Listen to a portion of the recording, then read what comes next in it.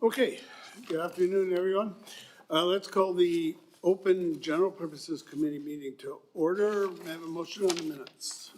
Second. Discussion, all those in favor, opposed, carried. Start off with a delegation from the Fraser River Tunnel Project. Donald Trapp, are you here? Yeah, come on forward. And any other members of your delegation? If you could introduce yourself and I'm Donald Trapp, the Executive Project Director for the Fraser River Tunnel Project with TI Corp and with TI Corp. Okay. Yeah. Afternoon, everyone. Ken Nash, Deputy Project Director, also with Transportation Investment Corporation. Okay, so tell us about it. Tell us about it. Nope, thank you for the opportunity to be here.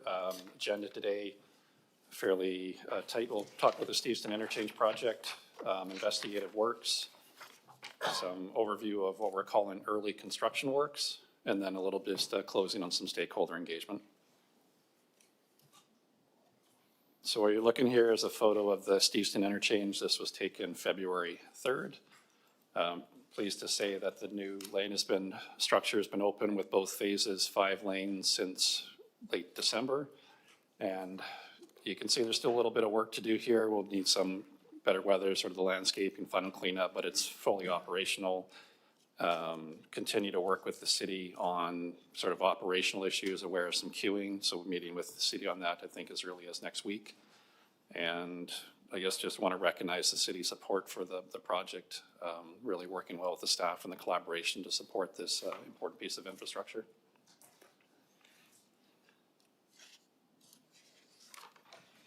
So jump into the Fraser River Tunnel Project. I'll start by talking about just a summary of our investigative work. So kind of the last time I believe I was here was January of last year. So sort of since that time, we were ramping up in what we're calling investigative work, so geotechnical investigations. And in addition to that, what you're seeing on the screen here, we call this sort of large-scale construction trials.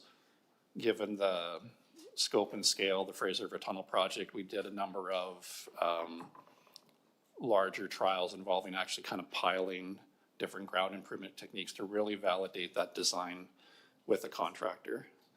The in-river, so we're both on land and in-river. You're seeing a photo of here us work on Dees Island. It looks a lot different today. We've into the early works. We've done some tree clearing. I'll talk about that later. And then also work on the river. So I think last time there's some questions around using the existing data. We have used the existing data and then supplementing that with both geotechnical drilling, but also these construction trial programs. So if you're going to put in, a lot of piles, doing trials on a smaller number really informs and validates the design so you figure out in advance. So as I mentioned, the investigative works are going to be sort of probably ramping down as we go into 2026, and then the site's going to be increasingly taken over by what we're calling early construction works. So the early construction works, these refer to a specific set of project activities that were approved by the Environmental Assessment Office. These are works while we continue the environmental assessment. So these works are temporary in nature, restorable, but are also on the critical path for the project. So all these activities are still under that environmental assessment being assessed. But to do the work, we also need permits as you would for any type of work like this as well. So the early construction works here started in January with tree clearing. That's mostly wrapped up, and that'll lead into utility relocations. The bulk of this work you're really seeing on Dees Island, but also there is works happening on the Richmond side as well. As we progress into spring, this is where I mentioned your site preparation, earthwork casting basin. So this is where you'll start to see some materials moving on site, kind of leveling, grading. And this is readying for some below ground work that'll support the future deep excavations necessary for the tunnel approaches. So that's sort of within the OIC. We have this tree clearing, utility locations, these below ground works. And then later in summer, as we get into the least risk of fish window, also again needing the proper permits as well, we'll anticipate doing some in-river works with some piled structures. So these will be a temporary trestle bridge. This is connecting Delta to Dees Island to take that large construction traffic off of the highway. And then also some calling jetties, so again, kind of piled structures with a deck on the Fraser River on kind of both sides, provide opportunity for materials management from barge and marine to sort of reduce the load on the highways and the roads. So just a little bit in detail of what this looks like. So the ground improvements, kind of the below ground stuff, the site clearing, this is kind of our project footprint in here. So within this area, you've already kind of seen this kind of take place again. Dees Island is probably the most noticeable. You've seen kind of the tree clearing. And then what we'll be mobilizing over the next few months is this larger equipment to do the, we had the trials, now we're doing the production, essentially ground improvements and supports necessary for the future deep excavations.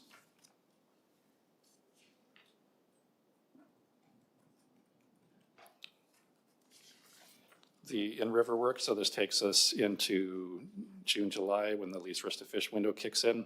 So as mentioned, so we'll see piling for jetty structures. We anticipate we'll have 3 of these, 1 on the Richmond side, 2 on the Dees Island Delta side, and then piling for a temporary trestle bridge. So this is like a low level bridge. It'll have the same clearance as the existing DSLU, but it's a low Larry temporary bridge that provides both access for construction crews to Dees Island, but also then they'll have, I guess they call it fingers that'll come off that'll support construction of the new 8-lane DSLU bridge, which will connect to the tunnel.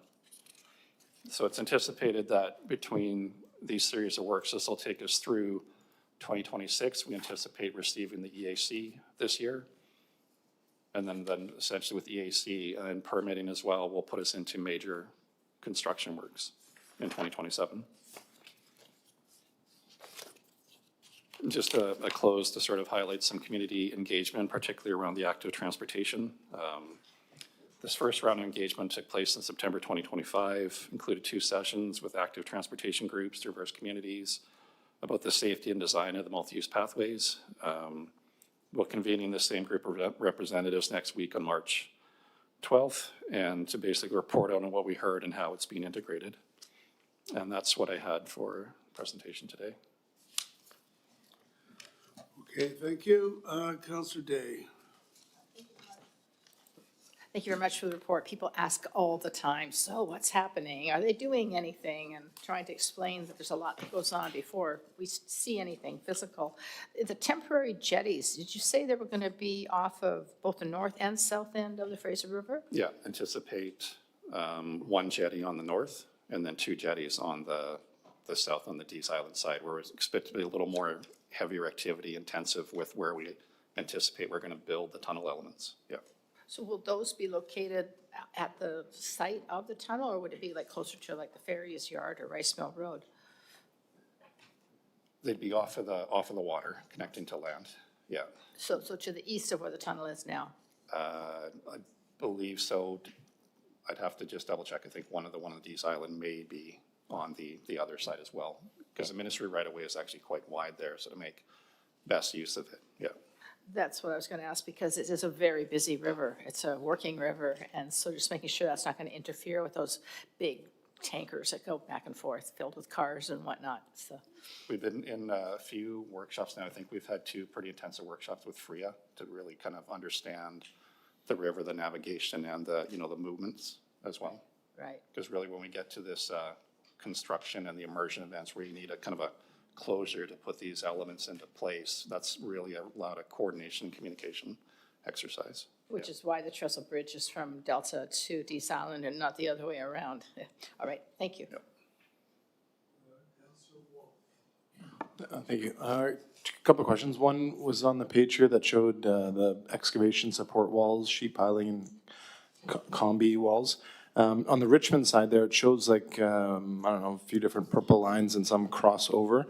The like that line, is that going to be dotted with these types of, like, I don't know, like what's actually going to happen? Yeah, no, it's a good question. So with respect to those below ground to support those large excavations, so they'll be about 40 meters upstream. So this will be east, and essentially it'll kind of create a U and a box around where the approach of the future tunnel is going to be. So those will create walls, and then when you excavate down to, say, 14, 15 meters, you can do that, and it's not gonna cave in. So those are gonna be the walls that support. So they'll be sort of 40, 50 meters to the east, and then kind of from the water's edge in about, say, 300, 400 meters or something like that. And then do they get taken away after the tunnel's built? Or those- They'd be generally left in place. Oh, they are? Yeah. Okay. So the current tunnel, when it was built, it didn't have any stone columns like this, right? There's no, So the stone columns are really kind of a number of things for support, but really addressing our new, what we know more about seismic hazards is to prevent kind of the liquefaction where you lose kind of stability of the ground, if I'm not getting too technically, Richmond, I'm sure you've heard of yeah. and then are those gonna become property of the city afterwards? I'm thinking like for uses like putting lights on or art or other uses, like who will own those stone columns? But it'd be after? part of the tunnel project in the ministry in terms of how, and sort of that's one of the things the contractor worked through in terms of finishing the approaches, in terms of what happens there, but that'd be a question for the ministry. Yeah. Last question. Do you have any other insight on BC Hydro's transmission tower or wires? Or So as far as I'm aware, Hydro hasn't made a firm decision thanks. yet, but it's still an option for in the tunnel, and the cooperation is still occurring. I'm sure in your discussions, you will reiterate our strong support for the underwater solution. Understood. Councillor Glanders. Thanks, and through the chair. Thanks for this update. Just about the Steveston interchange. So this stage that it's at now, what's going to change from how the setup is now when the tunnel's done? I know the multi-use pathway thing still has to be completed, but as far as how the light is working, going southbound, and the change in the use of the HOV lane that isn't there anymore, we've had some questions from the public just asking what the new protocol was. So is it going to stay like this until the tunnel's done, or is there another phase? I understand, I guess the latest understanding is that our sort of technical team is meeting with the city staff next week to talk with us, recognizing that, the full benefits and operations will change when you have that 8-lane structure and you don't have the counterflows and other things. Right. So they probably don't have a definitive answer today, but just, there's cooperation there. Has that light operation changed at all going southbound when you're going east on Steveston Highway and you take the ramp to the right to go into the tunnel and there's a light there? Has anything changed about how that works from previously? Because I think I've just never hit the light, like ever, in 20 whatever years. And the other day it changed on me. And so I stopped, and the people behind me like honked and flashed me and like zoomed around me and went in front of a bus, because I guess I was like, is this light doing something different that people are reacting that way? I just kind of look at my team here, but I probably have to take that one away. Okay. Sure. Yeah. Okay, thanks. Yeah. Okay, well, thank you, gentlemen. Thank you for the report. We'll look forward to keeping in touch, close touch on this. As has been pointed out, we get questions about this just about every day. One of us will be answering some questions on this. So thanks. All right, that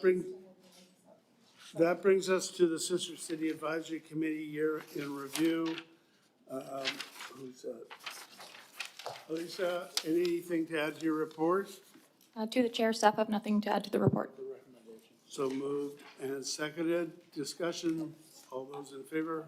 Oh, Councillor Glanders, you had a question? Well, I did have some, I don't know, I think I just had some comments. I just appreciated, this is the Sister City?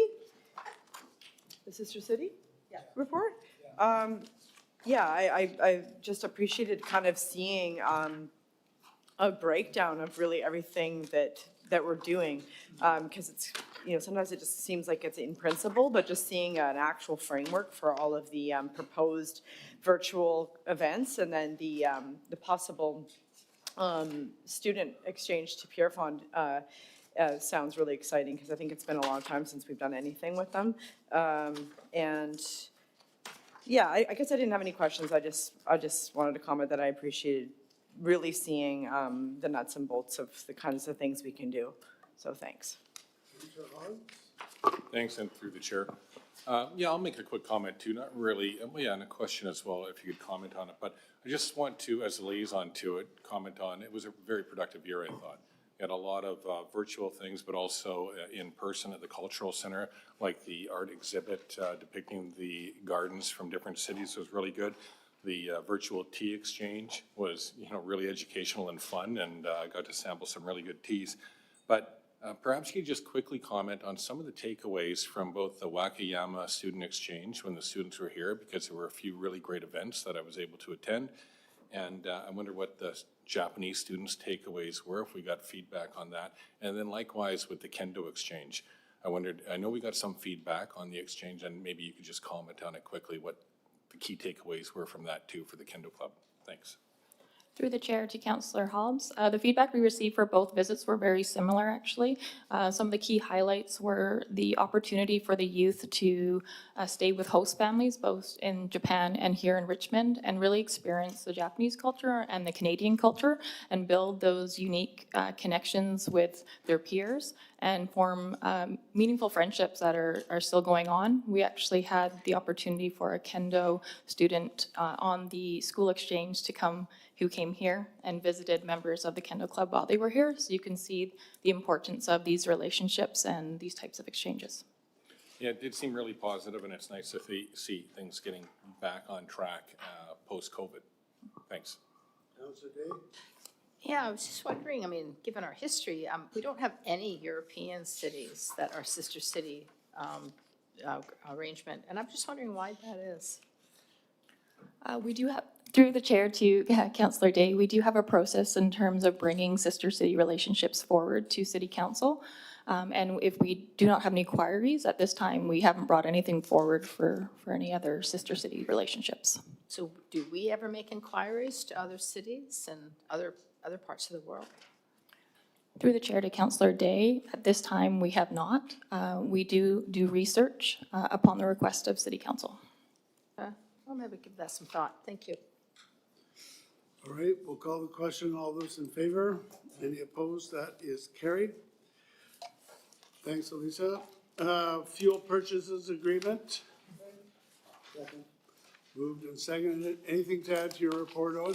Mr. Chair, nothing to add, available to answer questions. Okay, we will call the question then. All those in favor? Any opposed? That is carried. Thank you. Then the award for the managed print service grant. Moved and seconded. Is there anything to add to your report, Grant or Eddie? No, Your Worship, nothing to add. Happy to answer any questions. Councillor Heed. Yes. So as I understand it, this is for things that we're going out and we're sending out for printing, or is this all in-house? Through the chair to Councillor Heath, this is all in-house printing. So these are essentially multi-function devices that allow scanning, faxing, as well as printing of outputs that are installed at various facilities throughout the city, as well as various departments. Okay, so if we're embarking on some big advertising campaign or something that requires, for example, some of these annual reports and all that, this will all be inclusive in-house? We won't have to go outsource it to get that done? Through the chair to Councillor Heath, yes, a lot of these big production jobs, actually, we direct or would recommend that go to our production center. And so they essentially do a lot of the large outputs, but yes, this is all in-house. Do we at any time go outsource any of the material for printing? Through the chair to Councillor Heath, not to my knowledge. Thank you. Yeah, this report is just the devices themselves. Yes, Printers. yes, Your Chair, it's the printers as well as the charge for the actual print impressions. There's a charge for both black and white and color impressions. All right. All those in favor? Any opposed? That's carried. Thank you, gents. Let's see. Oh, then we have the informational report on the homelessness outreach. Chris, Dorothy, anything to add to your report? To the chair, staff would like to note that on pages GP 90 and GP 100, it states that the Salvation Army provides Sunday morning and evening meals at its Gilbert Road location. Staff were informed this morning that the Sunday morning meal has now been discontinued effective yesterday, March 1st, while the Sunday evening meal remains in operation. Okay, Councilor McNulty. Yeah, thanks very much for this report. It's long overdue, and it was basically what I was looking for with a bigger picture, and you actually captured it. So I want to thank you very much for your hard work.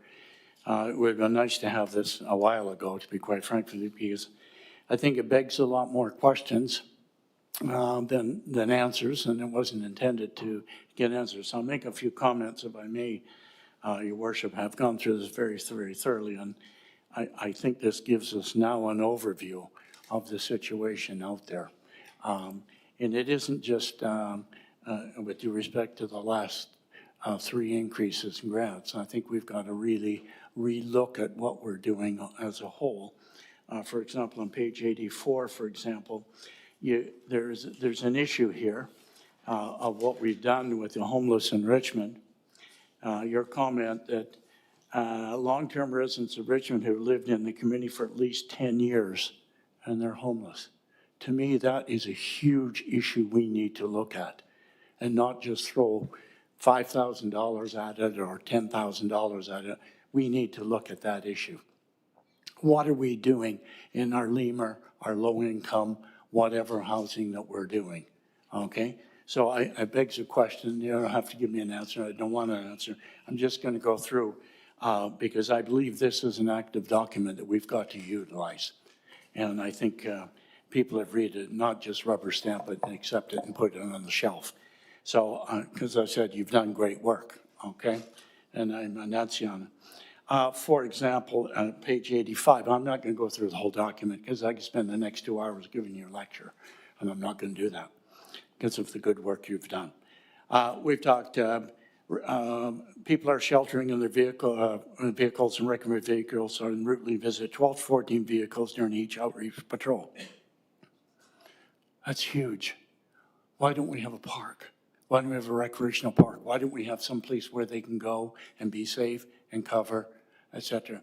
Let's just say, I'll just say, park at Gary Point overnight, utilize the shower facilities.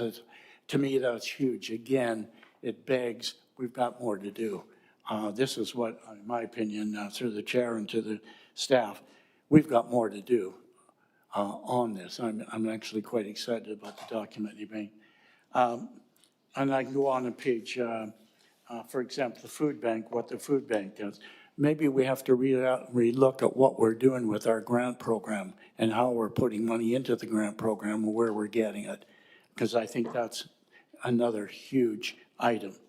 We've got 11 organizations, for example, on page 86, again, delivering Bay Street outreach services, et cetera. So we need to take that aspect and relook at it and what we're doing.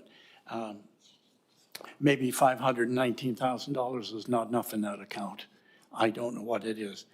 Again, page 87, for example, looking at the percentage of breakdowns and the food bank, et cetera, for example, newcomers, 40%. Well, we've gone through the Ukrainians who've come here and lived over at their Mat Inn, 70 families every 3 months or whatever, and pushed on out to the valley. The Iraqis, the Iranians, and I'm just picking a couple, but that's a federal immigration policy, and I think we need to look at that as well, Your Worship. We need to look at that with our MPs and not just get lip service from Ottawa to say, well, we're going to allow them here, they can stay here 3 years, and we can send them all back. I think that begs a huge another question on it.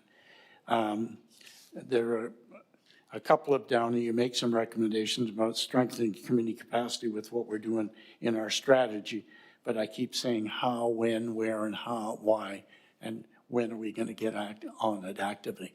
So I think what you've done, and again on page 88, you've come up with a meal service. Thank you to the groups that deliver that, the people involved, and all the volunteers. But again, interest. Just one question for the record. It says there through you to the staff. The Richmond School District operates a range of things, but what program was canceled? Remember, we, maybe the school liaison directors can, there was one from the school board council? And how much was that? And they couldn't come up with $70,000? Oh, it was a choice. Oh, okay. But I think that has to come out for the record. It was a choice to go on to do something else. And well, $70,000 is $70,000. Again, I think we should be looking at that and working with them as well on it, on our page 89. So, Your Worship, I'm not going to, I guess I'll just finish up with thanks to staff. And this was well done. And I'd like to have this shared with our MLAs, our MPs, and the the Richmond School Board on it. What more can we do, and how we can address our things, and what will the cost be? Because as I said before, it's not going to go away. And your corollary pages after that were spot on.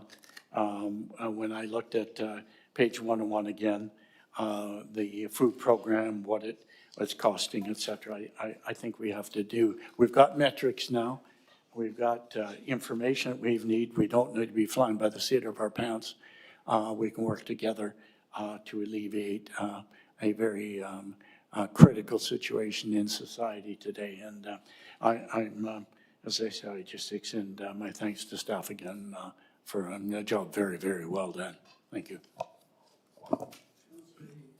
Thank you, Mayor. I just want to start out by saying the information you provided here would not have changed my vote from last week on the food security program. So I got a couple of things that just need clarification on, and maybe a few comments. And at the bottom of the GP 83, you talk about the investment that we're making into dealing with our homeless and food insecurity that we have here and the supports. Now, we understand through grants about $323,000 that we've come forward with on that. Do we have any idea, for example, when you talk about grants, service agreements, in-kind space, and other forms of assistance, the total amount that, you know, if we can, do we have that? Or do we have any ideas? Is it over $1 million or what is it?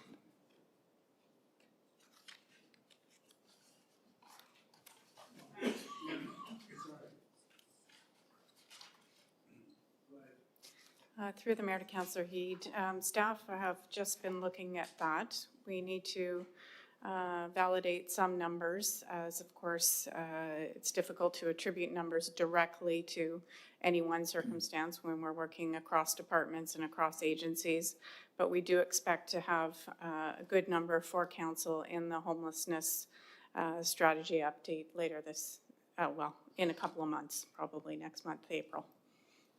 Thank you. So that would be very valuable as we, Councillor McNulty talked about giving this report to other people so we can talk about what we're spending at our level because there needs to be some equality or at least some equality with respect to them providing things. When we talk about the 175 people that you mentioned here, and Councillor McNulty talked a bit about this, is we're talking about unsheltered people, and we're talking about people that possibly have temporary type shelters. Is that the total number, 175, or have we, I see you separated out a little bit more, 104 individuals homeless, or is the makeup for that the other ones, are they like the ones that are staying in our temporary shelters? Through your worship to Councillor Heed, the 175 number is the number of individuals that were counted specifically or participated in the 2025 homeless count. And the division between sheltered and unsheltered, the individuals who are counted as sheltered under the count have been staying either in our emergency shelters, temporary winter shelters, transition houses for women fleeing domestic violence, or are listed as individuals with no fixed address who are incarcerated in jail, in detox facilities, or in the hospital on that night. So it is a very, very specific definition of sheltered. The unsheltered individuals are individuals who met the criteria or the definition of experiencing homelessness during the 24-hour period of the count. That definition is if you identify as an individual who does not have a place to stay where you pay rent. So it does not capture people who may be paying a nominal rent to someone unofficially or have precarious housing. It is very specific to the definition of not having a place to stay tonight where they are paying rent. And I think we've got to be really clear on our definitions here as we go forward on that, because there's an important piece here that you have in this paragraph here. The Richmond residents have lived in the community for at least 10 years. That's incredible, because there's a lot of disinformation out there with respect to people coming here to Richmond and just living on our streets and at various times and that. So that is if I had to look at one thing, if you said, look at one thing in this report that stands out to me, that these people are connected here to Richmond for quite a period of time. So, I think that's a very important piece of information. You talk about the 11 organizations that are dealing with the risk of people experiencing homelessness. And, it's similar clients, whether they're the mental health unit from the RCMP are dealing with them, or the people that are going out and giving them meals and stuff like that. There's a lot of poly stuff that takes place with respect to these people. So would you be comfortable saying that those are still the 175 people? Through your worship to Councillor Heed, although there's also numbers in here that demonstrate lots of people have been supported to access housing, shelter, detox, we do see in and out of homelessness as a flow.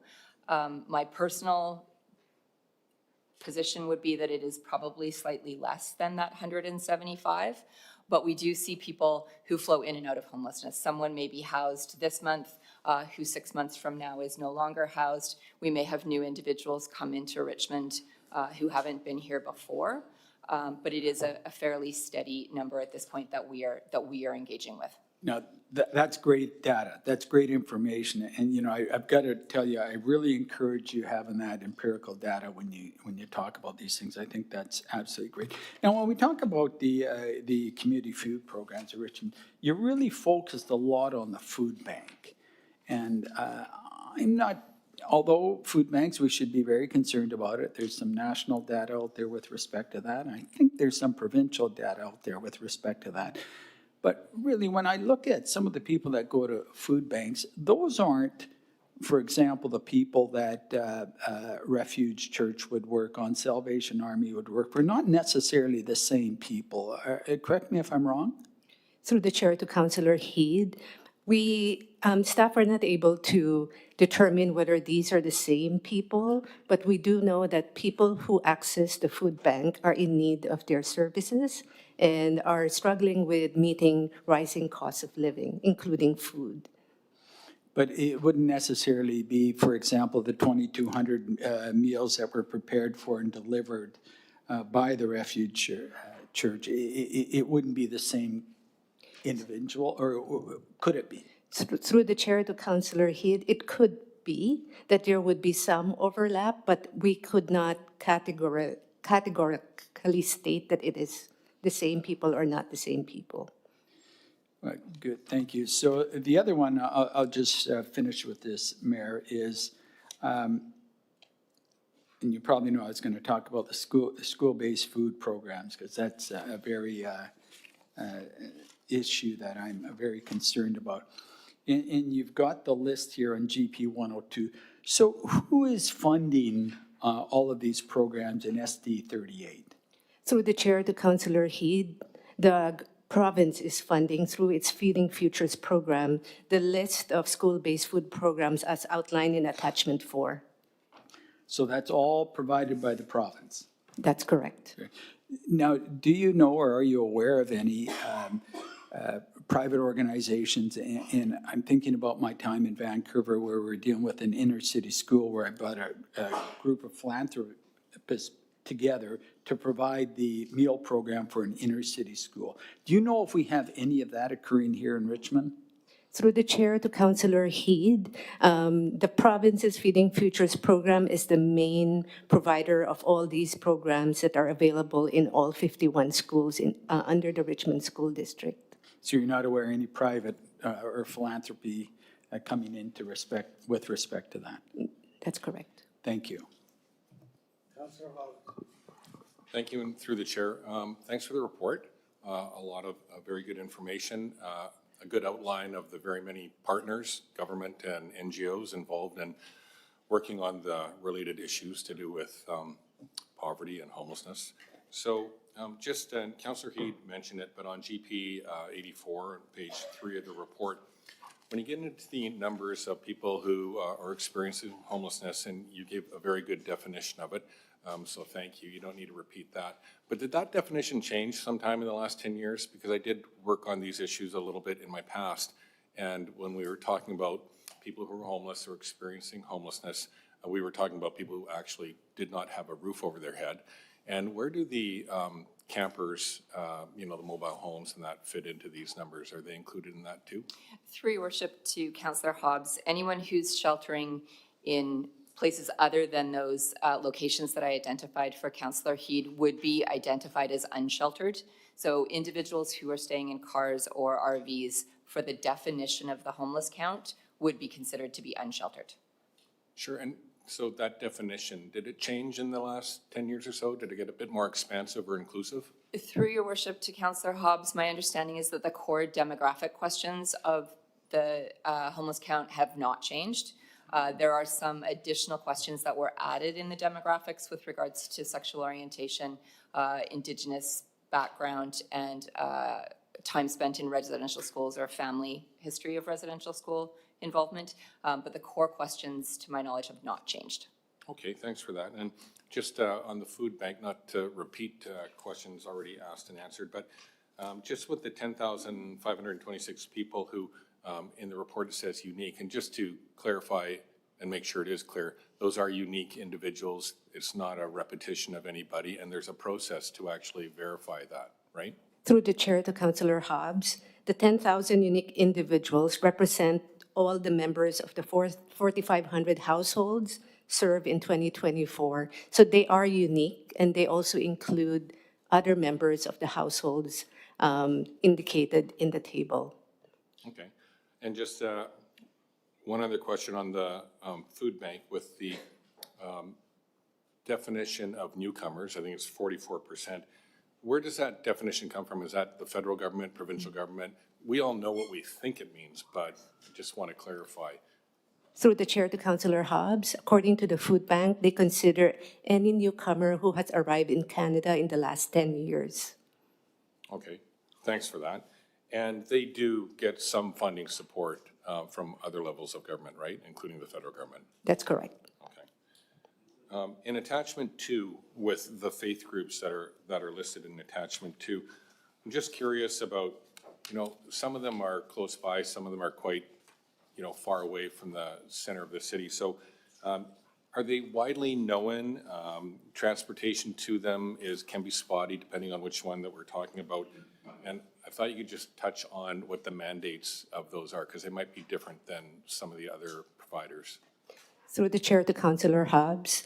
So there were 2 temples indicated in the attachment 2. The Lingyan Mountain Temple, they serve lunch for people attending their services from Monday to Saturday, which is not included in this attachment. And on Sundays, they offer lunch to anyone who visits the temple.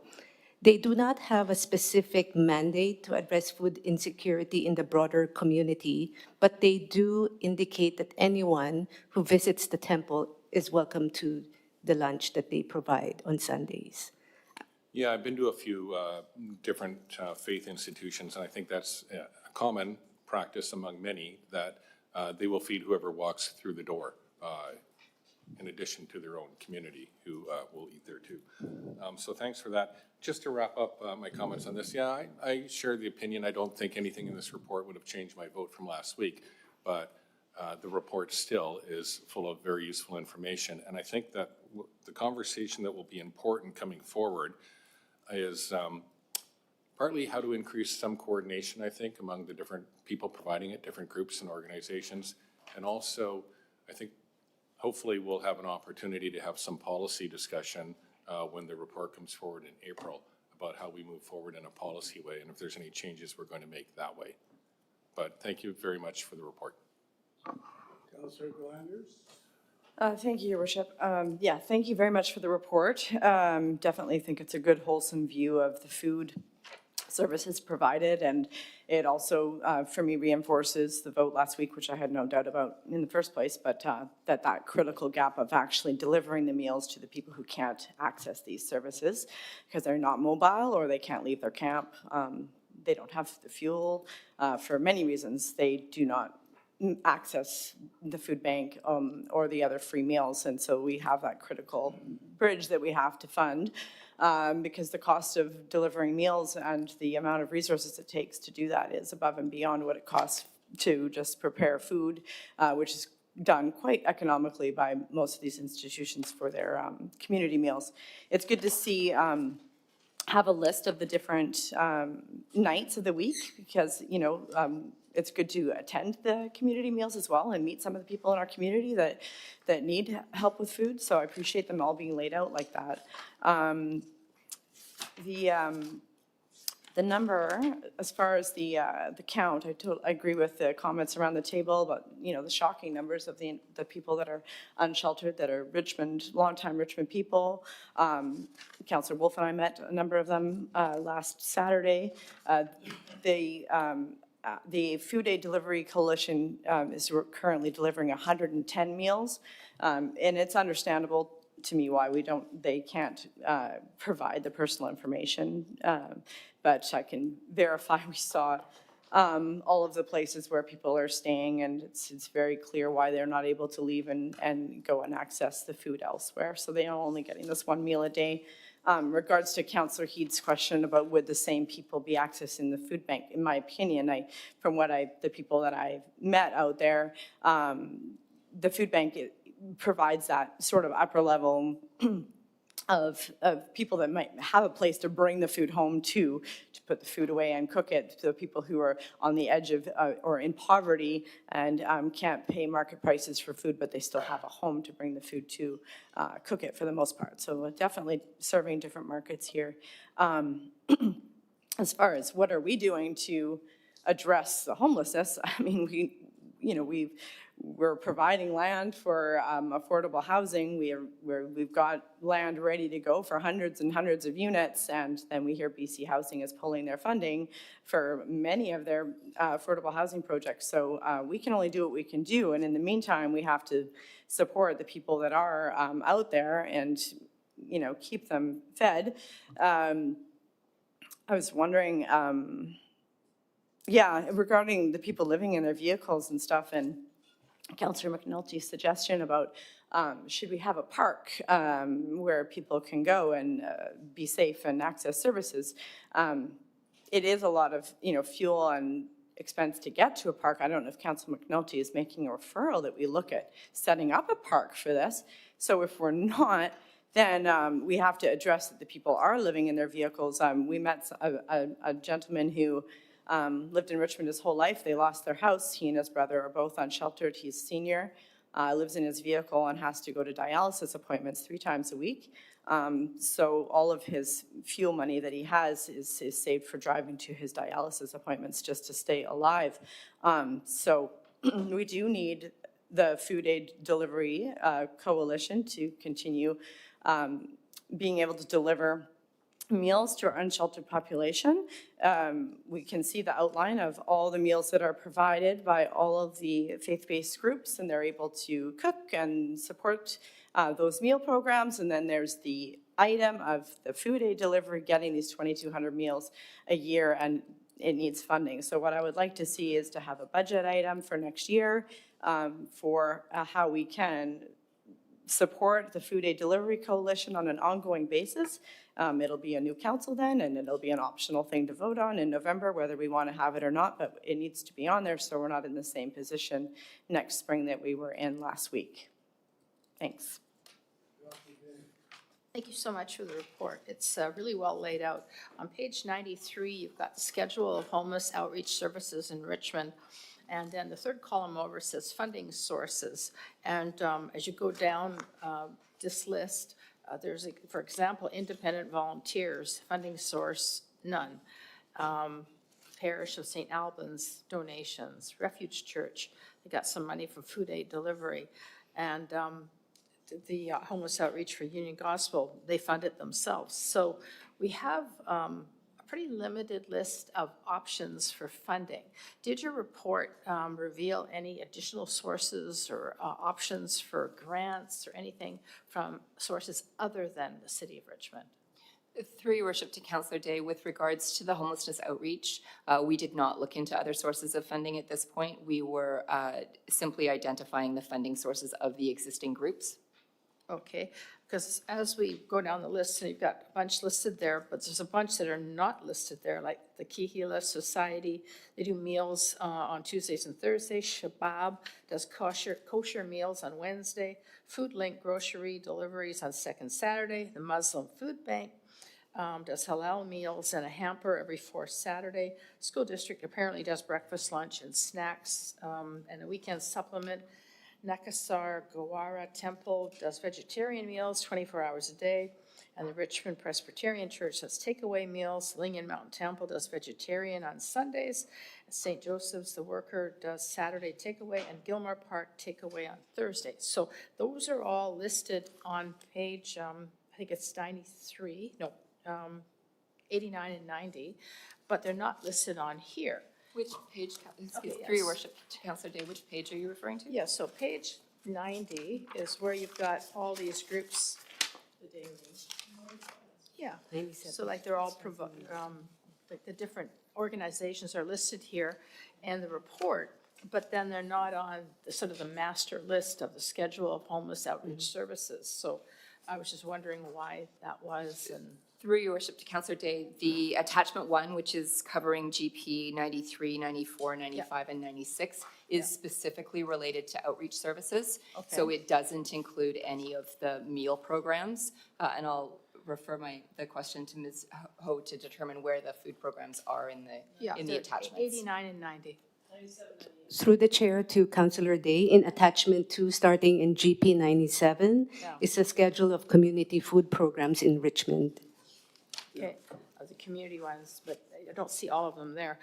So my question is, with so many of them doing incredible work, is there any way we could offer like a grant writing support group to help them go out there and write these grants? Because a lot of these volunteers in particular, they're just not capable.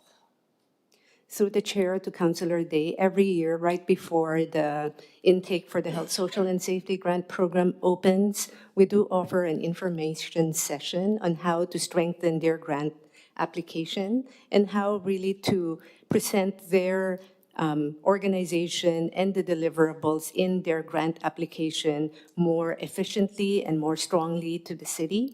And so that's one session that we offer every year to interested applicants. Specifically for city grants, Specifically for Health, Social, and Safety Grant Program. but not for external organizations or charities or philanthropists or anything like that? No, we don't offer that for external grants.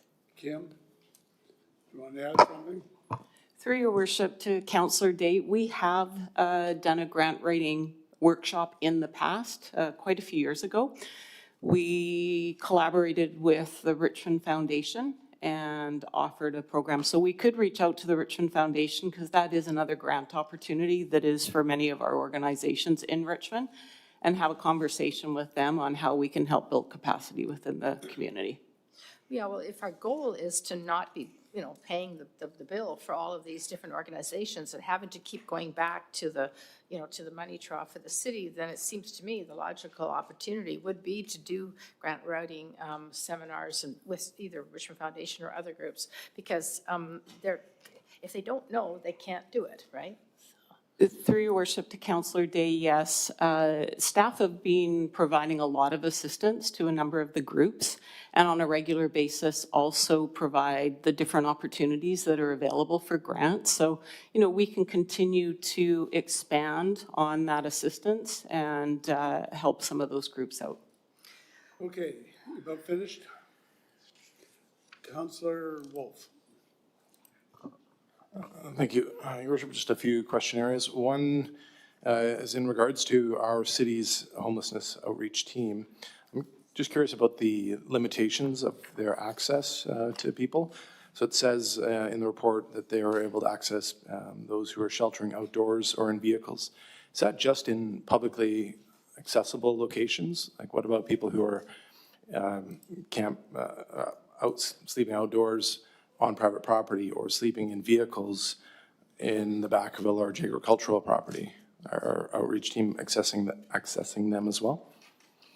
Through yours, Councillor Wolf, our outreach team does access people outdoors wherever they are available. The specific wording in the attachment is trying to differentiate that our outreach team is not working with individuals who are currently living in housing, who are facing eviction and may be at risk of homelessness. With regards to going on private property, that does depend on the landowner's agreement or permission to do that. Often where there are individuals who are on private property, if those individuals are interested in engaging with the outreach team, which often they are, they will come and meet the outreach team off the property, sort of on public property at the edge, so that the outreach team is not trespassing and people are still having access to the services and supports that they're looking for. Great, thanks for clarifying that. And yeah, it definitely felt like Councillor Glander said, talking to some people who are in like near crisis mode when they're about to be evicted and have incredible amounts of challenges, mobility, disability, and are like at wit's end with what's coming next for them. So I know you mentioned our team, our city outreach team doesn't engage in that regard, but that's I think a critical group that needs an advocate, just like we have seniors advocates and stuff, because there's lots of people that feel like they have no one they can turn to. The other comment I wanted to make was, I know this was received for information. Some people around the table commented that their votes wouldn't have changed with the funding of Refuge Church, Salvation Army, and Parish of St. Albans. I wonder if those who didn't support those at the time, if this has made a change of heart for them. And also in regards to that, this is being received for information. I'm curious for the staff's perspective, now that this is complete, could there not be an option to put in place where we don't need to have next year this one-time funding conversation again, where we can now get to the continuous funding model? I think that's what Councillor Galanders was referring to, specifying one organization, but that can be a wider discussion at that time. And I don't want to go back to the controversial debate last week, but yes, this, from my point of view, this is the kind of report that would have given me comfort and support for the motion that was on the table. And as I say, I don't know why we couldn't wait a week for it. But anyway, great report from my point of view.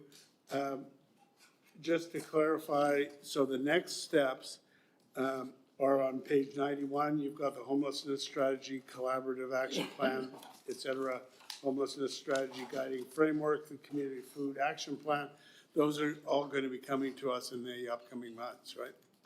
To your worship, yes, all of those projects are underway and will be starting to flow through to council in the coming months. Yeah, I would just add the comment that it's been kind of mentioned a couple times.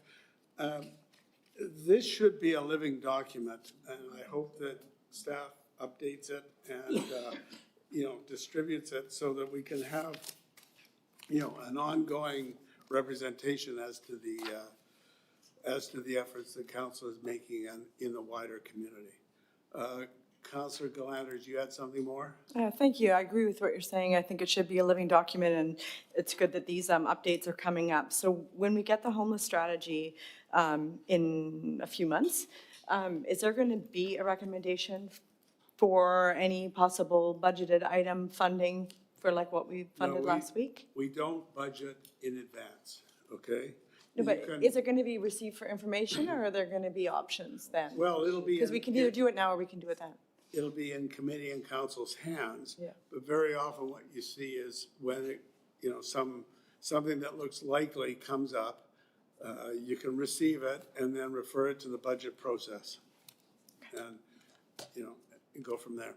So my suggestion is that staff recommendation is that we receive this report for information, and following up on this suggestion that's been made, the copies be sent to local MPs, MLAs, and the Richmond School District.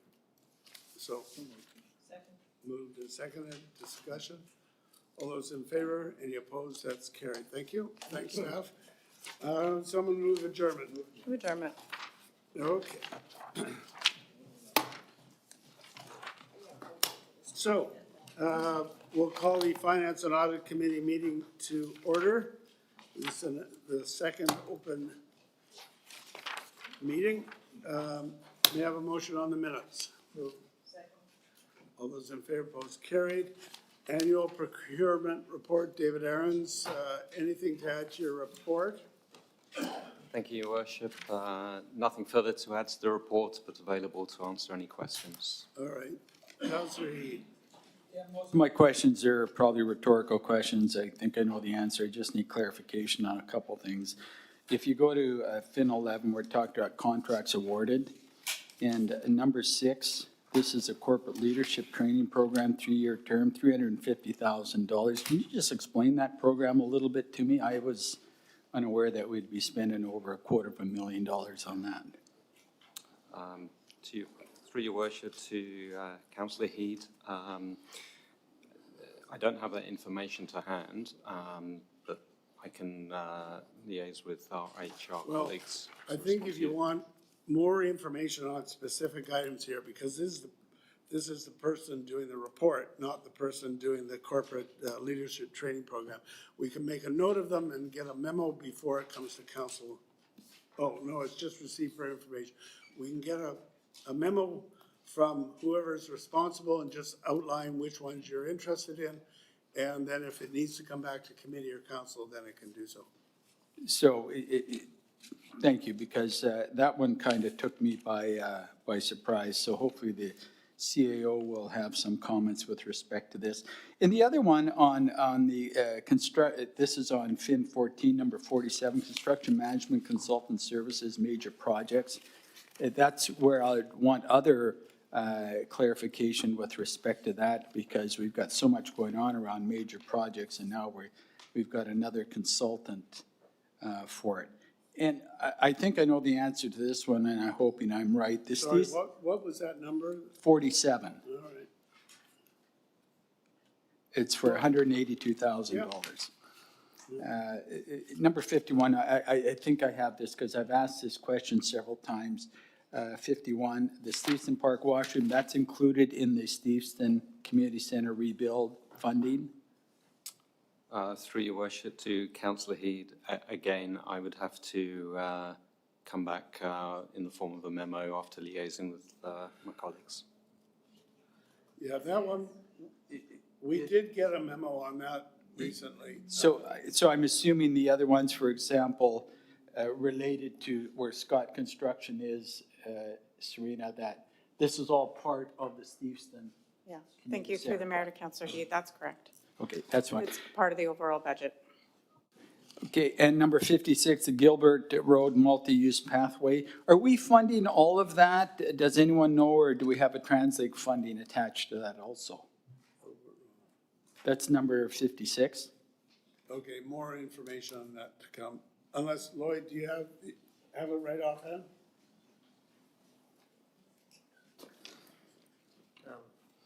Yes, Your Worship, that one was largely funded by the federal government, I believe. The $3,500,000. But we can check that out and get back to you. but That's it was fine. largely funded by that. And I think I just have One more. All the, that's it. All the Scott constructions are part of the Stevenson Community Center. Thank you. Just before we go to Councillor Lou, to our CAO, did you want to comment on any of those at this point, or just wait for a memo? And give it to us. Thank you, through the mayor. Yeah, I'll just comment in general on the corporate leadership training. That is a variety of different types of internal training across the organization at all levels that avoids us sending people externally to conferences, et cetera, by doing the training internally so we can provide it for ourselves. So we'll provide more details in a memo. All right, please. Councillor Lou. Thank you, through your worship. Thank you for the report. We did just recently get the budget from the province, and they're going to be putting PST on a number of these things.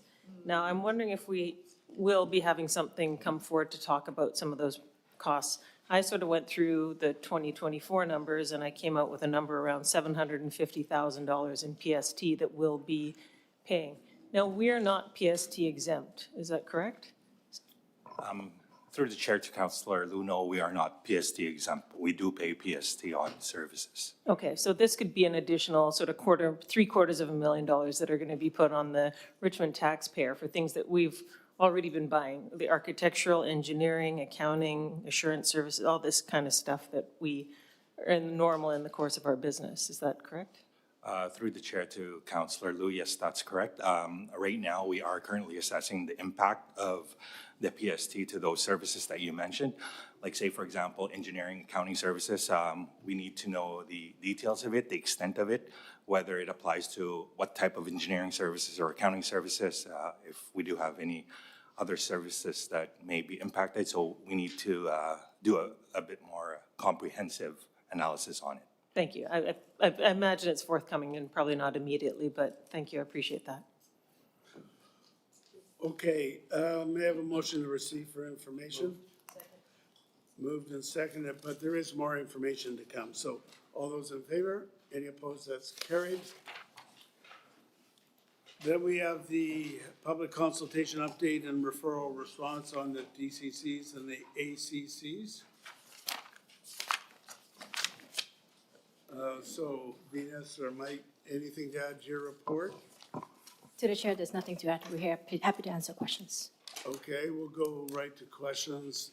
So your recommendation is on ACCs, start midsummer, DCCs, put it off till beginning of next year. That's correct. Okay. Councillor McNulty. Yeah, thanks very much for the report. Just following up on His Worship, and it's my second question, not my first one. If we're going to start ACCs in summer, can we delay it longer? To the chair, through the chair to Councillor McNulty, yes, we could delay the ACC longer because there is no legislation that mandates us when to roll out these ACC. But we do suggest to roll it out by July 1st because of the June 30th zoning bylaw deadline, which will then make it impossible for us to use density bonusing in the TOA area. So it will be a replacement tool that will be available as comes July 1st, when we no longer can use density bonusing. I have difficulty with it going July 1st. On one hand, we want to limit the DCCs and do something with the DCs and help out. On the other hand, we want the ACCs, we want to go with them. I mean, to me, it doesn't make sense. They should be going together on it. I'm not sure how we handle that, but I'm not going to support the ACCs as they are. I will support the DC recommendation. They saved one. On the SMUs and townhomes, if I was building a SMU of 1,300 square feet or 1,400 square feet, and if I was building a townhouse of the same, I would pay more in DCCs for my single family by about $20,000. Why are we going by dwelling unit and SMUs? Through the chair to Councillor McNulty, this is a based on the projection that we have, we believe that it's more fair and equitable if we charge it on a per unit, dwelling unit basis. It's a measurement that we are happy to open up if, should there be an assessment that, based on size would be more equitable, we're happy to look into that option as well. Well, yeah, if I was building, I just gave you an example, and you're charging me $20,000 more than what I would pay for the equivalent townhouse, and townhouse is the same square footage. It doesn't make sense to me. With that, your worship, I'm not sure how we handle it, but I'm not gonna support that per dwelling unit. I'd like to see it be on a square foot basis. Why wouldn't we treat single-family owners, builders in the same way as we treat everybody else as builders? Why don't we ask Wayne Craig that question? Can you say why there's the different treatment between the SHMU and the townhouse? Through your worship to Councillor McNulty, in terms of the charge, I'm not sure that I would agree with the assessment that a townhouse or a SHMU would be significantly different in terms of average square footage. A 1,500 square foot townhouse would end up paying more than a SHMU would. Than a SHMU? Yes. 1,500 square feet?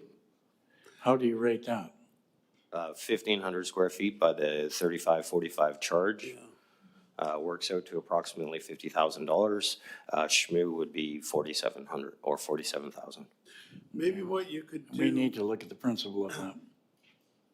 Well, if you're ending up with a similar charge or something, or one that makes sense, it seems to me it might be okay, but may I suggest, Mr. Craig, that you give us a memo which breaks down and gives us that kind of detail for various sizes of townhomes, SHMUs, just give us the comparison so we know what we're dealing with. Okay, my last question is, it's the increase of, we gave staff direction on the increasing of 4.9, it was endorsed by council. But for further public consultation, what kind of consultation do we get back on that? Sorry, been turned off. There you are. Through the chair to Councillor McNulty, the city engaged in a long period of public engagement during the month of November and December, and we hosted 3 in-person sessions for the industry to join and have a conversation with us and give us their feedback. We also welcome their feedback through an email, so that we have a period of time where they were able to communicate with us for any information that they want, and we share with them information as well.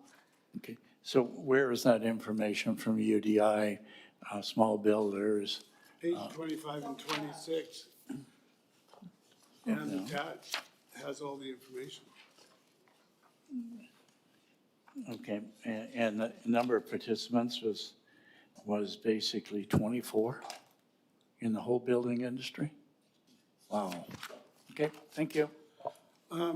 Isn't the difference, the suggestion is that we're holding off on DCC's increase till the beginning of next year. But in the meantime, we're getting within a couple % of what it's going to be, right? So we're just talking about an increase next, and when that increase should come.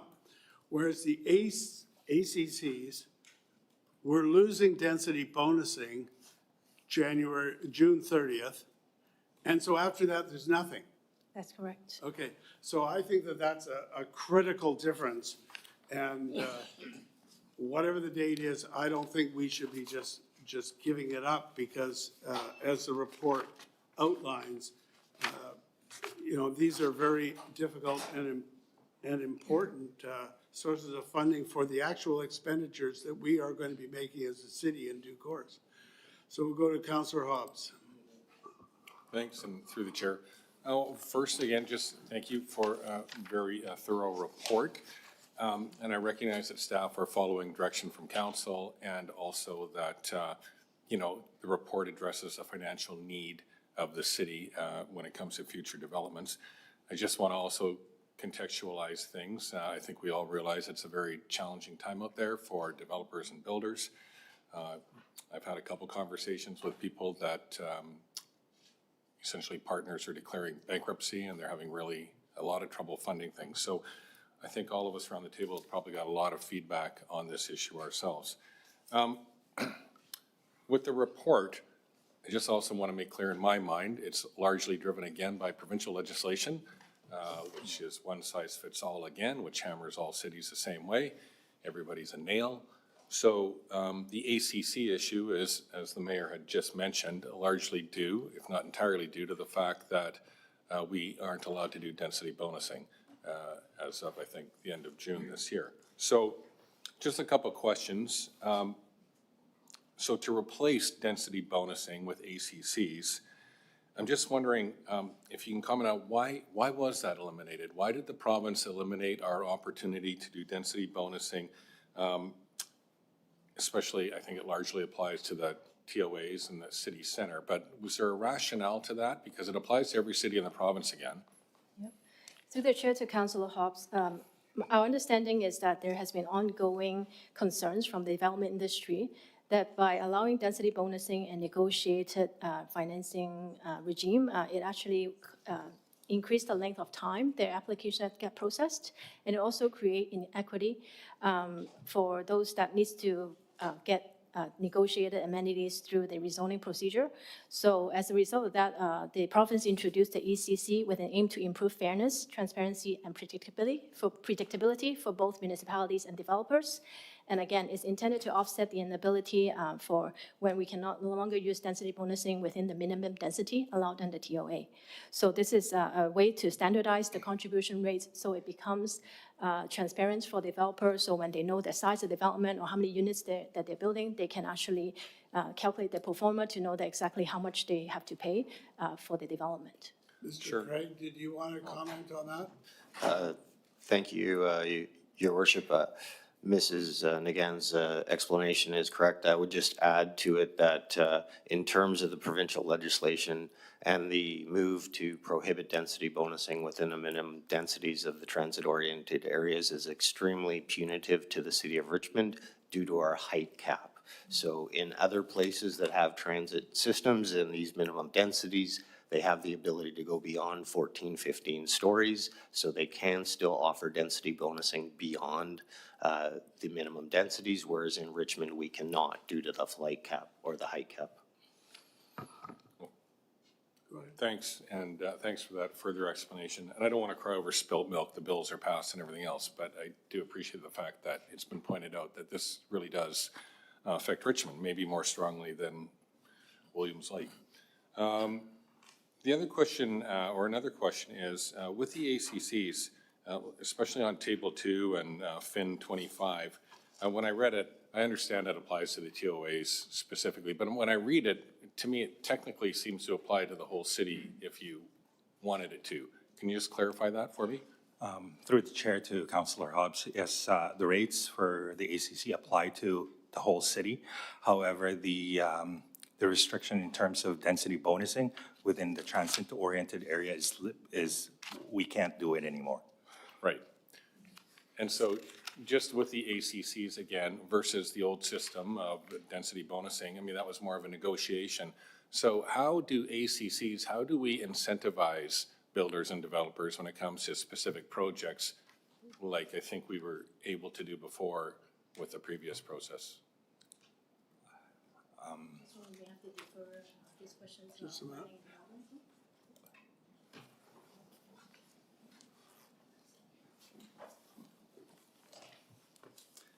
Through your worship to Councillor Hobbs, I think with the new regime for the city centre and transit-oriented areas and working within the minimum densities, there really is no options. We have to, we've new tools that have been introduced by the province, amenity cost charges being one of them, inclusionary zoning, which is another report that council will be seeing in the spring as well to deal with affordable housing. So these are bylaws that council has an option to include them or not include them, but it essentially would compel the developer to provide X amount of dollars for amenities or affordable housing units. Outside of that, we can use density bonusing outside this, the TOA areas, and we intend to continue using those tools to provide incentives for developers to consider the option of building more, provided they provide more to the community. Okay, thanks for that. And just a couple more questions through the chair. So when it comes to the ACC charges that we're talking about, and I just want to clarify, you mentioned it to Councillor McNulty, there is no requirement for us to pass that bylaw. That's optional at this point, whether we do it or not, right? Yes, that's correct. Okay, thanks.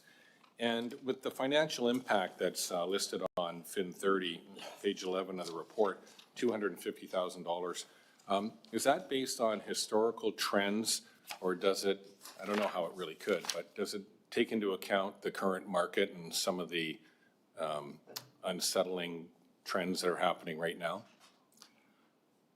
Through the chair to Councillor Hobbs, that's just simply an estimate that we provide based on historical trend. At this point, with the current market condition, we can't really, predict what that would be, but this is based on historical trend. Right, so if the trend line is downward, that amount would be down. That's right. Is that right? Through the chair, that's correct, yeah. Okay, thanks. Just, I think, one more question and then a comment. The regional DCCs that are listed on FIN 47, can you just, I mean, the bar graph is there so you can see it, but can you provide a comment on last few years of regional DCCs and what they include? And what have been their increases over the past, say, 3 years or so, on average or specifically? Through the chair to Councillor Hobbs, the regional DCC includes the Metro Vancouver DCC as well as the TransLink DCC. Metro Vancouver has been reforming their DCC model over the last few years, where in year 2024, they added a liquid waste DCC category and park DCC category. So there was a significant increase back in 2024. And they were also revisiting their assist factor calculations. So they, for the last bylaw that was adopted in 2025, they implemented a 3-year phase-in, where on average, the annual DCC for Metro Vancouver is increasing at a rate of, on average, 50% per year. Sorry, what percent? 50. Okay, thanks for that. And I'll just wrap up with a couple comments. I mean, for me, the challenge here isn't that the rates aren't needed or required, and I appreciate the work. For me, it's the context of where we are now in the here and now and what's happening with the industry. And I realize the city requires funds to, build the infrastructure and the different things that are required. But with the DCC rate increase, I don't support that at this time, although I appreciate all the work. And with the ACC discussion, I'd like to see that discussion happen at a later date when we have time to fully comprehend and take in what's happening in the construction community. I think the context is important. There's a lot of uncertainty. There's bankruptcies happening. People are looking for partners where their other partners' funding fell apart. And I just think in the whole realm of fees and taxation, and it's all the same thing to the public, and it's kind of the same thing to me, I think people are exhausted. I think companies are exhausted. Builders are exhausted just by the continual steady increase of taxes and fees. And the provincial budget is a great example of that, increasing taxes and fees, cutting services at the same time. And I fully realize that decisions we make here will have consequences down the road. Some intended, some unintended. And I'm willing to accept that if I'm here down the road. But for now, I would like to hold the line on the DCCs, and I would like to look at the ACCs down the road. Thank you. What is down the road? Not now. Okay.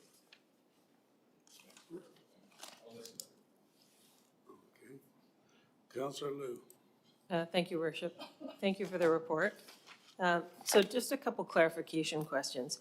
These ACCs are not limited to the TOA. They're across the city, correct? Okay, so the fact that we can't charge amenity in TOA is part of the reason for part of this discussion. So just to sort of go over a little bit of the math then. So for an institutional space, if let's say you're doing 10,000 square foot institutional space, so like after school thing that you're doing, language school, whatever, you'd be paying 46,900 on that, right? Because it's 469 a square foot. Yes, that's correct. Okay. So, and then if you're a light industrial space, if you're building an acre of building, so which is 43,000 square feet, it's going to come out to around 177,000.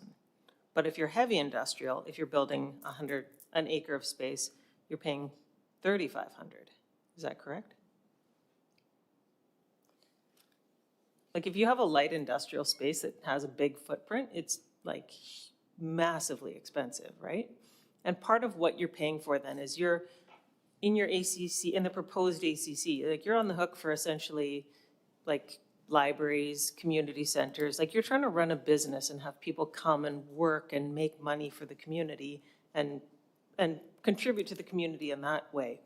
Yet you're still being we're suggesting that we're going to ask for library, daycare, whatever else. And I think we did make the change too for institutional that we won't charge daycares that fee, right? So that if you open a daycare, you're not also paying into the childcare provision fee in that circular.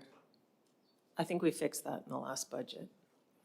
Through the chair to Councillor, in regards to that question, when we looked at the best practice guide and after they issued the best practice guide for ACC, we found out that actually we cannot exempt any ACC for childcare because all the money goes into a pool and there's no way to distinguish which portion is childcare and for other purposes.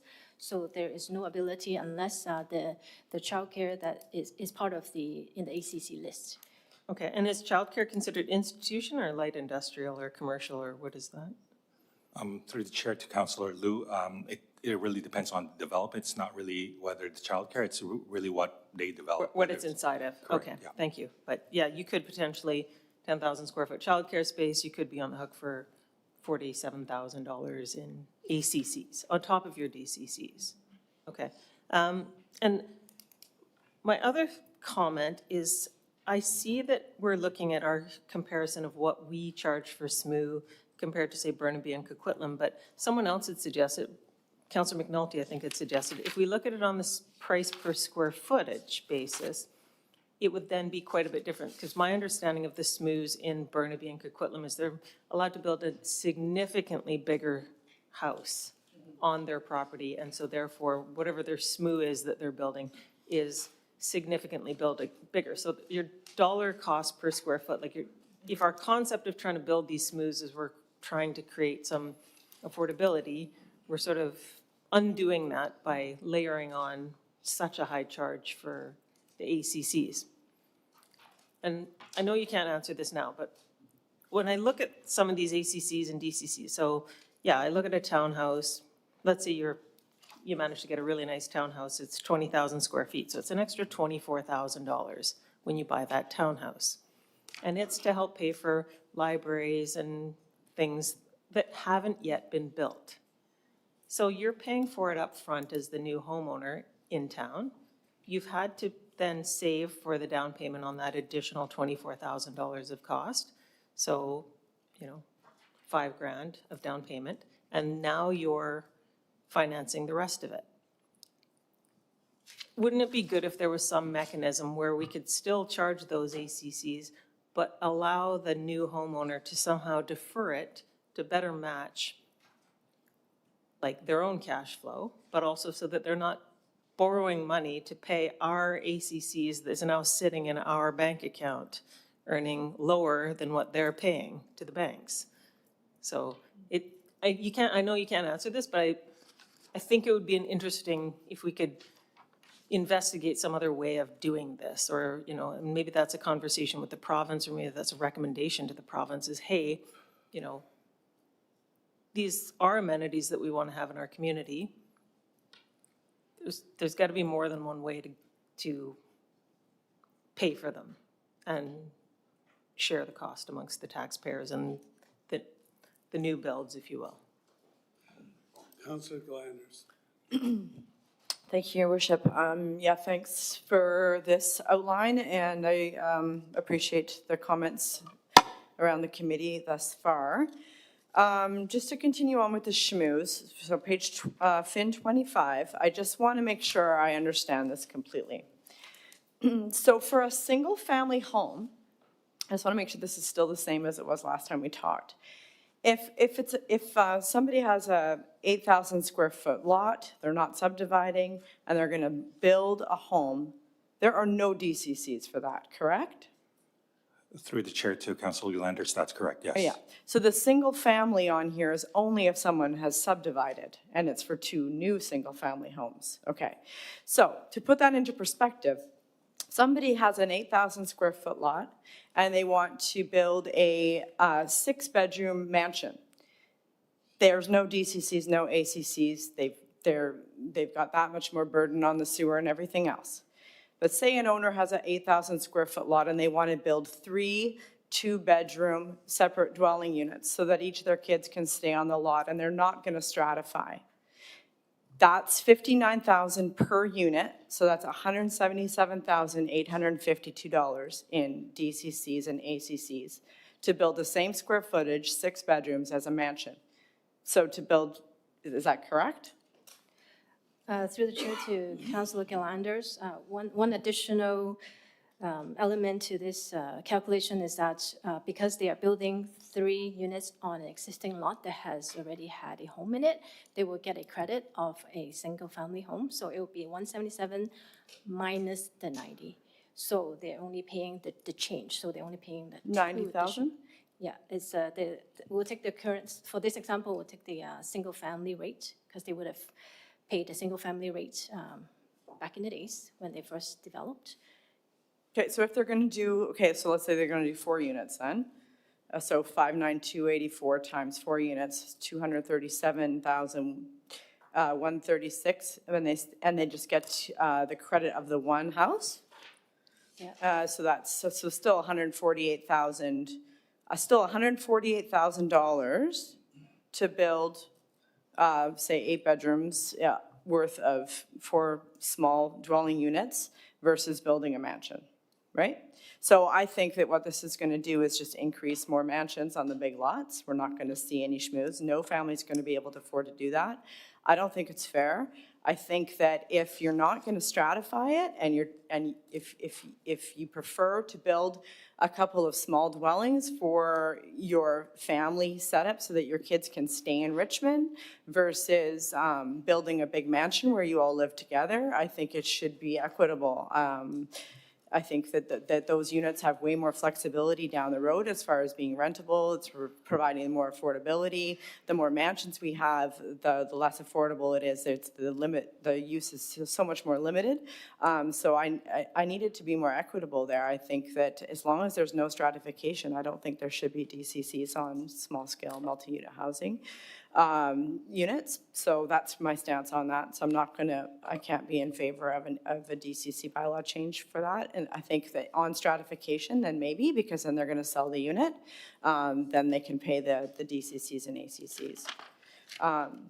On Fin 26, I appreciate, so the bottom paragraph, I really appreciate you clarifying that when the some of the feedback was that Surrey and Vancouver froze their rates, and they did that in order to get the grant. So I think it's fair that you put that in, so that it's not an apples to apples thing. But like others have said, I mean, there's literally nothing happening on the construction spectrum right now. There are no projects being started. Even companies with massive capital that have been some of our biggest builders, they're crunching the numbers and they're not able to finalize any pro forma that's working with the numbers that there are. And I think that by the time they get it together and feel some confidence in the market and have something they're able to put forward, I don't think they're going to meet these deadlines. I think that 2027 is going to be here in a blink of an eye as far as that goes. When it comes to, you know, and I understand that we have to, you know, rely on these funding, and especially with this ACC issue, it's so complicated, but we also really need to rein in our spending. If there's no, we can't draw blood from a stone. If there's no projects happening and we make it so that they just can't happen, and they can't make the numbers work, and these companies all go bankrupt, then we're not going to get any money at all. So when on Fin 28, it talks about an example, second paragraph, 2009. So we froze the DCCs then because of the economic crisis. But then the market bounced back, and we had some of the most profitable, booming housing years that we've ever experienced. And we all saw it, 2015, 16, 17, 18, 19. Everyone's making hundreds of millions of dollars. We're building thousands of units. Well, why? What stopped us from increasing the DCCs much sooner? Why did we say, so by freezing it, we ended up not being able to take advantage of all this growth, but why couldn't we have started them 2 years later? What's the difference between a deferral and a freeze? Why can't we freeze and then look at the market and say, okay, it's picking up. The end of this year, the federal government, the foreign buyer ban just quietly disappears, and some of that capital starts coming back into the market, and things start picking up. Why can't we look at the DCCs and ACCs then? Why have a set date when we don't even know how the market's going to respond? Through the chair to Councillor Galanders, that was an example to show that if we put things on hold, that could be a potential impact, which is a future rate hike that the development industry have expressed that they did not like it. They did not want to see fluctuation in the development cost charges. They have expressed ongoing concern that they rather have gradual and small increases instead of one-time spike. And in terms of the current proposal, we feel that is a sensible thing to do because there's still a grandfathering provision, even though we adopted, in the near future. But any interim applications will still be grandfathered for the lower rates or the current rates for 12 months. So we were hopeful that over the next months, we'll have more indication how the market is doing, and we'll be able to justify the rates going forward. And again, this is a 4.9% inflationary increase, which is literally just to make up the rates that we never increased since 2024. So we are already 2 years behind in terms of our rate increase. So this is just the bare minimum to allow us to catch up with general inflation so that our program is not going to be subject to a shock in the future. Yeah, I appreciate those comments, and I'm going to kind of reiterate my thought and close it up. And close it up in that I think that we can't look at inflationary needs to continue our spending program if the money isn't there, the projects aren't going to start to come in. So we can dial back what we need to spend and the number of projects we need to do. I think we're doing okay. And like Councillor Hobbs said, sure, there might be a consequence to that we need to look at later. But I think that having these grandfathering provisions so soon is going to cause panic and uncertainty. I don't think people are going to get it together in time to meet those deadlines. And I think that we should freeze the rates. Councillor Heed. Thank you, Mayor. Just to clarify something, Mayor, if you could, under your staff recommendations, under DCCs, there's 3 options, and under ACCs, there's only the 1 option. Right. So, okay, that clarifies it. I think we've got to look at the legislation's already on the books. Unless we're able to get this government out of Victoria and someone in that has a bit of a more sense of what needs to be done, we're stuck with this. And I do have a couple of questions, and then I'm just going to sum it up by just telling you what my beliefs are on going forward. And I guess I'd like to know in our current DCC bank, and I asked this in our finance previously, what's our total in the bank and how much of that is committed?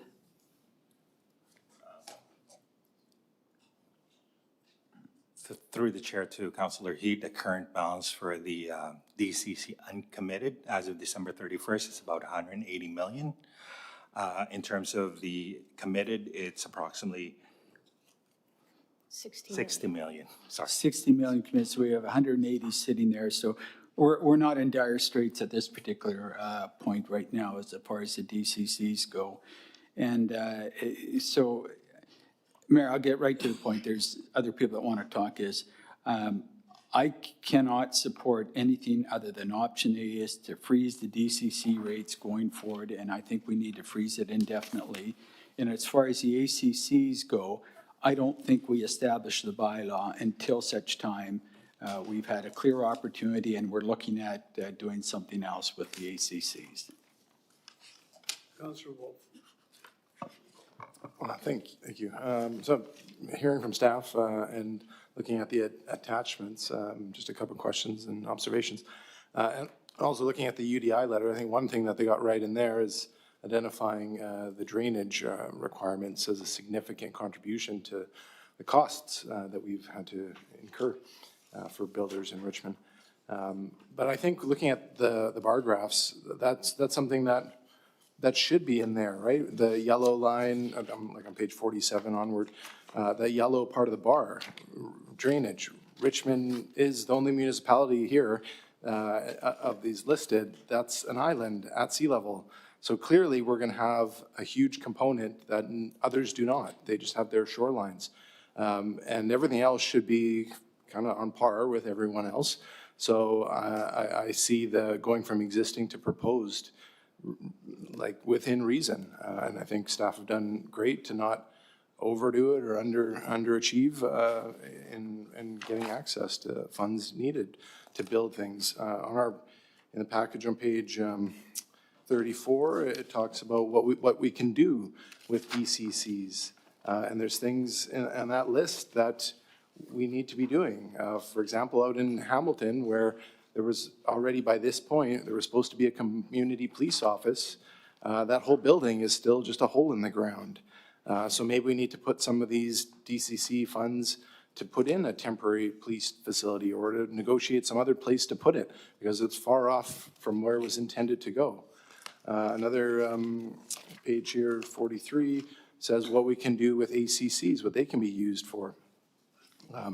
There's just announced the other day to the public that the city has purchased the large building at the corner of 5 Road and Stevenson Highway, and there's a large, what was once a grocery store in there. Maybe there's some amenity that we could be using our ACC funds for. So with those comments, I support everything that staff recommended to us today. From my point of view, I think the thing that's been lost here in this discussion too often is the fact that the alternative to having the DCCs and now the ACCs is going to be to rely on the taxpayer. So do we want to put the burden of the growth completely on the taxpayer? It's simple.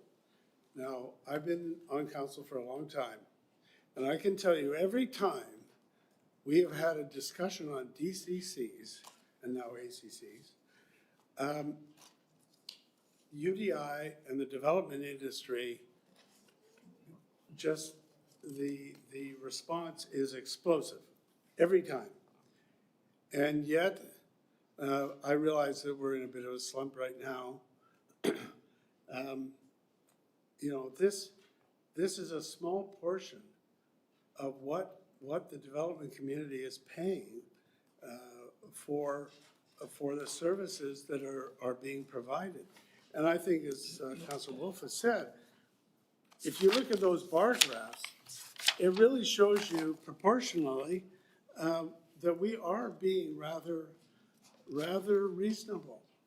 So the question is, do you want the taxpayers to put it on your tax bill every year to pay for the growth, either through the devotion of money that we've got in reserves or borrowing money?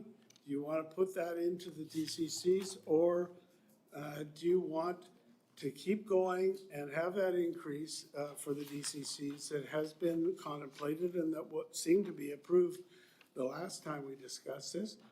Or do you want it to just go, you know, get behind, and then as the example is set out in this report, you know, then to catch up, you're going to have a very large increase. This is all provincially mandated, provincially approved. I'm sorry, I realize that the development industry is doing not very well right now. But that's not because of DCCs, and that's not because of municipal charges. That's a whole lot, there's a whole lot of reasons for that, and it doesn't come down to DCCs. So I think that we should go with the staff recommendation and have the increases for the beginning of next year, have the increase on ACCs where we're just being cut off from a funding source for what we're talking about for ACCs, and I think that we should start that right away. We've talked about the grandfathering provision. It's a way to kind of ease into the situation, and the alternative is to get behind once again, and then at some point, you're gonna have a big increase if you're gonna catch up. So that's where I stand. Councillor Liu. Thank you, Worship. Just a follow-up question to staff. It seems to me some years ago, we did have a doubling of our DCCs because we did have to play catch-up. And luckily, it was during the fat times, and so the industry was able to absorb it. Whereas I think right now, we're in a situation where the absorption rate is nil. And I think if we defer it and wait, don't jack up the prices, we know that the development industry is hurting. It's not going to fix the problem by raising the prices. Furthermore, we're raising all these DCCs and everything by 5%. Our tax increase was less than that. So we really are artificially keeping our taxes low and pushing it all onto the new builds that are being built, which is fine if you're able to afford a new build. But if you are looking to try and move up the ladder, incorporating those into your buy-in costs versus paying it out over time makes a big difference. You look at many other communities do have higher taxes than we do. I'm not suggesting that higher taxes are great, but it's a different way of financing how you do it. Paying up front is a much harder way to do it, especially because now you're paying the banks to finance that. So I think holding off on this is the way to go. Thanks. Councillor McNulty. Yeah, thanks very much. I have an outstanding referral, which has not been addressed yet, which I've referred to the planning committee on the impact of other keeping rates the same, increasing them, or even reducing them, and we haven't got it. One of the things that we're all jumping, and in that referral, I'd be looking for specifics. For example, it was referred to page 44 or 34. We can use funds for drainage services. Well, what will be impacted if we don't do anything? Or if we increase them, whatever? Fire protection facility. We can build 2 more firewalls? If we are, let me know, because I'm pro-safety, okay? But are we going to build another police station? I'm hoping that that's the kind of thing that's come back in that referral. Is that what we can do with those things, as opposed to, yes, here's a list of what we can do. Yeah, well, okay. What specific impact does this have tomorrow on not having the DCCs, or increasing the DCCs, or increasing it by 2%, 4%, 6%? So anyhow, I haven't got that, Your Worship. The other question. Well, let's find out when it's. Can I finish, please? I'm not, because I part want of to find my. out when the referral's coming back. When is that referral coming back? Through the chair, the referral is already responded to in FIN 27. Oh, that's not what I asked for. That's definitely not what I asked for. To me, I want to know specifics of what we're doing. The other question is, Your Worship, the implementation dates. What if we will said we're going to increase the ACC by law? However, we don't want it to happen until November next year or December, or the DCAC. Why was January 1 picked, except for in stream? So I guess that's the questions I think need to be further answered. And was 4.9 the ideal rate to do it, as opposed to 2.4 or opposed to something else? And I was hoping that would come back. It says significant impact to Parks Program projects. What projects? I don't know that we've got any Parks project. As the chair, of parks. What parks are on the books? What do I have to worry about on the books to pay for? Do you know? Middle Arm Park? I'm waiting for a report then to come back, okay. Well, that's good West Richmond facility. to have, The so, pavilion. so that's what I was looking for to see specifically in those areas. So anyhow, well, we'll Whatever. see. Yep, thank you. Okay, the staff recommendation has been moved. So that's moved and seconded. All right, so we can, you can comment, you can move referral, you can move amendment, you can do whatever you want. Okay, I don't see anything. All those in favor?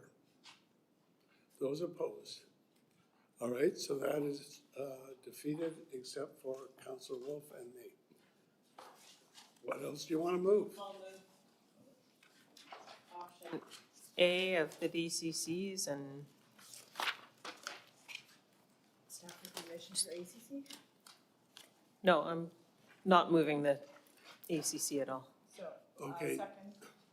So just a minute, so freeze till when? Come back with it in a year and It's your motion. You want to freeze it? How long do you want to freeze it? I'll defer the ACC, oh, sorry, you want to,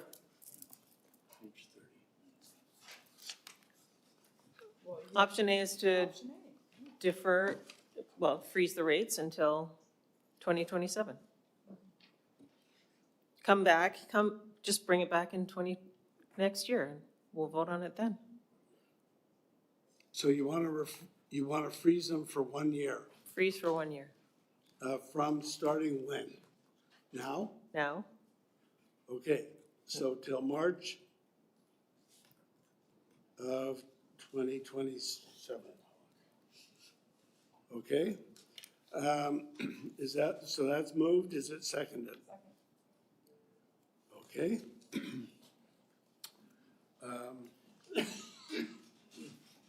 And when would there be a review of that?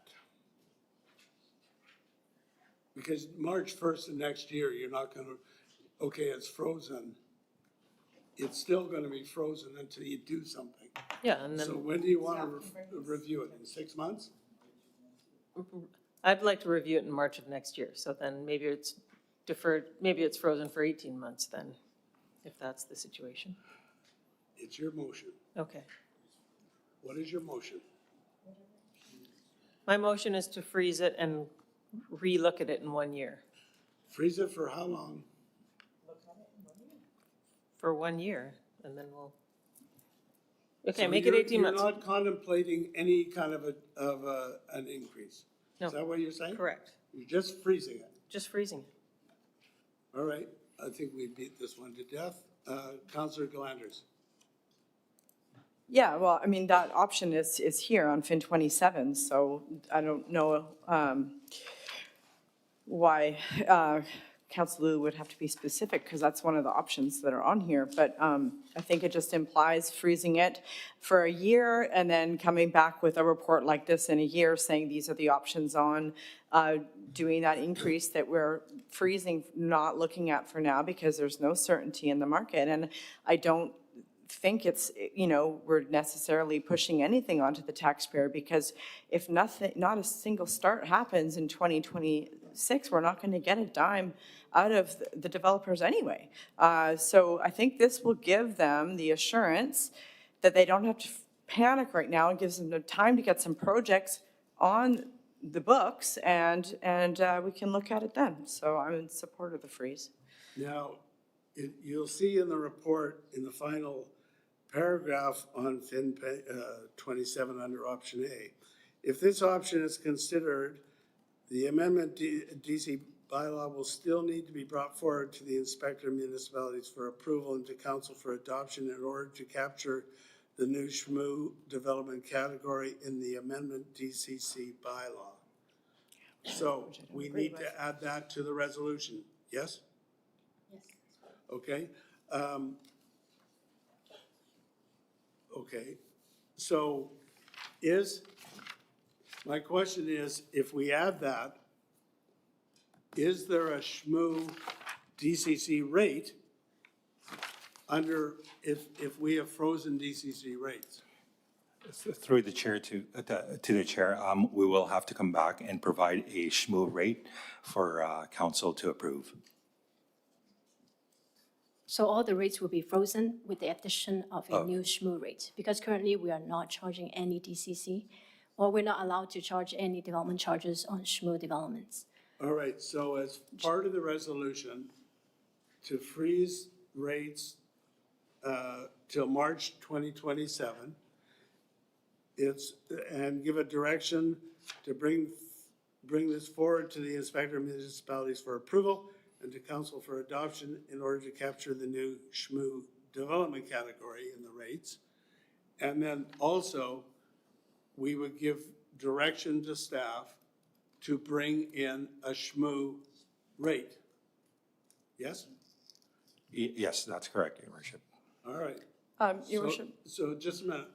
So Councillor Liu, that's your full motion? Bring forward options on SHMU rates. Yep. So, Well, yeah, of course. yes.